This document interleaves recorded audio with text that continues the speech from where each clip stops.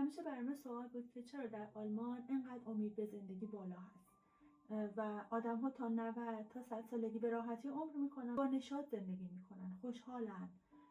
وقتی که نگاه میکنیم که اینا غمی ندارن، میدونید، در صورتی که اگه مقایسه بکنیم زندگی اینا زیاد با زندگی ما فرق نمیکنه، ولی ماها همیشه نگرانیم. داشتم چند سال پیش دنبال کار میگشتم داخل روزنامه، متوجه شدم اونجا در روزنامه نوشته بود که این خانوم، اینجا مؤنث و مذکر می‌نویسن، این خانوم دنبال همسر میگرده که با این مشخصات و خودی هم این مشخصات داره، مثلا اینقدر قدی هست، اینقدر وزنی هست و چه چیز علاقه‌مندی‌هایی داره، خیلی خلاصه، و مثلا 75 سال سن داره یا 80 سال سن داره، دنبال مردی میگرده بین رده سنی ای تا ای. و همچنان متقابلا برای آقایان نوشته بود که آقای فلانی با اینقدر قد و وزن و مشخصات دنبال خانمی میگرده که بین مثلا 75 تا 80 سن داشته باشه، تقریبا سنی رو با هم دیگه نزدیک باشه و با هم بتونن که مثلا یه زندگی آرومی داشته باشن. واقعیتی وقتی که دفعه اول دیدم، وقتی که به سنای اینا نگاه کردم، خب ما داخل فرهنگ دیگه ای کلان شدیم، برای ما یکم عجیب غریبه.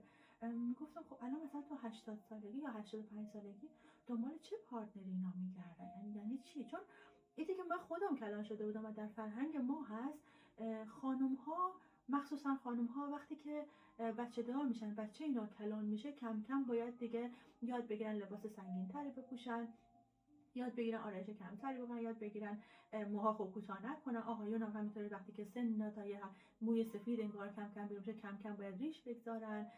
خیلی خیلی زود آدما در کشورهای ما پیر میشن، زود باید زندگی اینا تموم بشه، چرا که به اونا بد هست.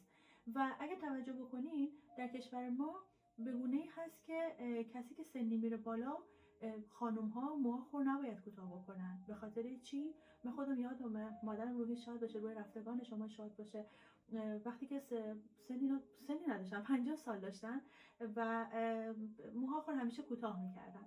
بعد یکی از اقوام به مادرم گفتن که موها خور کوتاه نکن، به خاطر اینکه فردا روزی رو تخته موهات زشت کوتاه باشه. یعنی من تو همون سن کم بچگی، خب وقتی که این جمله رو شنیدم، با تمام وجودم احساس کردم که اون شخص مادرم کشت و زنده شد مادرم، چون حرف روی آدم ها خیلی تاثیر میگذاره. و کم کم دیگه ای برای تو بده، آرایش نکن، نمیدونم موهات کوتاه نکن، نمیفهمم دیگه خانوما تا یه سنی مثلا میتونن شاد بشن، کم کم باید سنگین بشینن.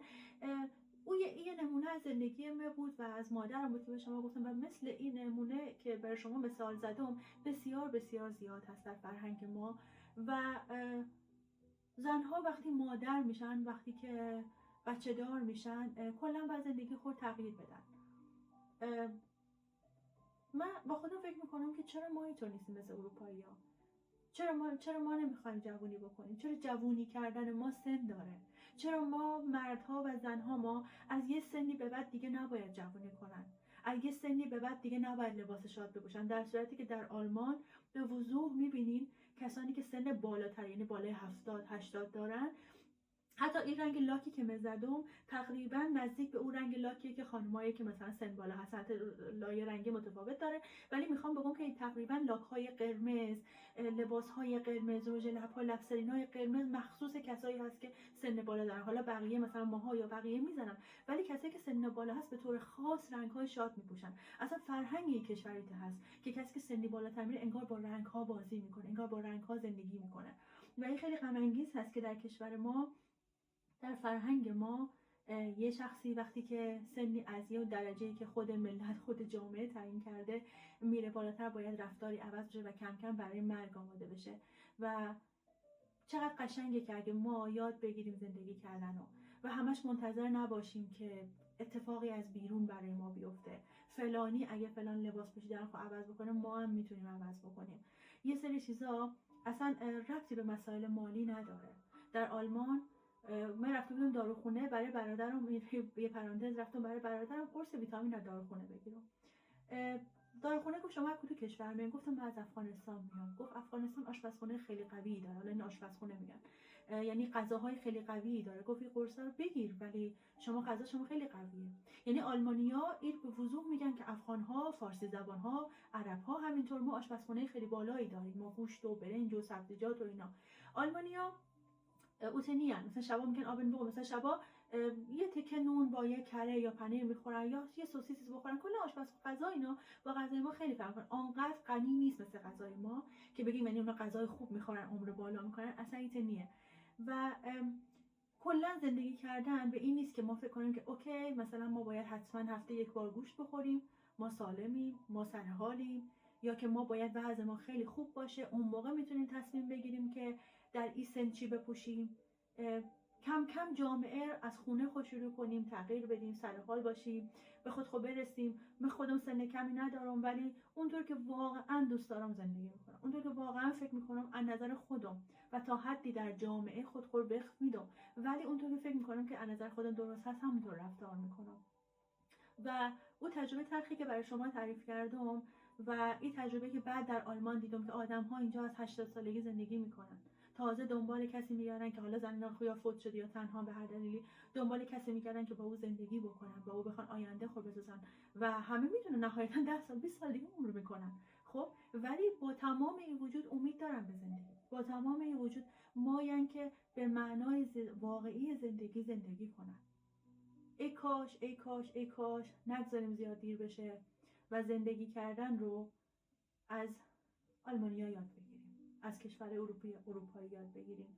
در ادامه ویدیو این خواستم یه کوتاه اضافه بکنم. من زمانی که آقای فرهاد دریا رو از نزدیک دیدم همینطور مونده بودم که اینا آقای دریا هستن، مکیام اینجا کجاست، یعنی باور کنید برای چند دقیقه گیج شده بودم، به خاطر اینکه میاد من خورد بودم آهنگ از اینا گوش میدادم. و وقتی که آقای دریا دیدم باور کنید تفاوتی اصلا بین ما نبود. خیلی خوشحال شدم، خیلی افتخار کردم به آقای دریا تا حدی به خانم اینا 100 برابر بیشتر، چون در کنار یه مرد یا در کنار یه زن اگر مرد خوب یا زن خوب باشه اون آدم میتونه پیشرفت بکنه، اون آدم میتونه زندگی بکنه، اون آدم میتونه رشد بکنه و به جایگاهی که امروز آقای فرهاد دریا هستن برسه. وقتی که اونا رو دیدم هزار فکر بعدها از سرم گذشت و امشب فکر کردم بی دلیل نیه نسبت به موضوعی که در موردی صحبت کردم و در کناری که اونطور که فکر میکنن درست هست زندگی میکنن، روی استیج بپر میکنن. اگه بخوام به فرهنگ ملت ما نگاه بکنن، از دور از همه تعدادی به فرهنگی که در کشور ما به ما خوراندن نگاه بکنن، باید روی صندلی بشینن، یه ارمنی بگیرن و خیلی سنگین بخونن، ولی اونا اینطور برخورد نمیکنن، اونطور که فکر میکنن درسته برخورد میکنن.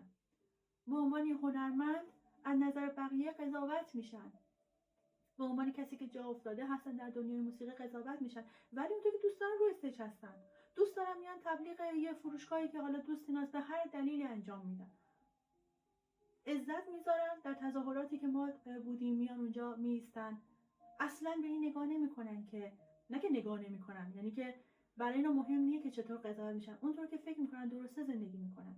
کلاه پیکی خود سر خود میکنن، یقه بسته خب اونطور که استایل اینا هست درست میکنن، میپوشن کت خود میپوشن و مثل یه سرباز با زندگی دارن میجنگن.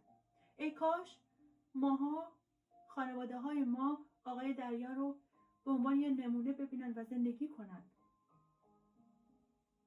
و امروز برای خانم آقای دریا باید دست بزنیم که کنار مرد خود ایستادن، کنار خانواده ایستادن و امروز آقای دریا اسطوره بلند موسیقی ما اینقدر سرحال و قبراق و چالاک میبینیم و لذت میبریم.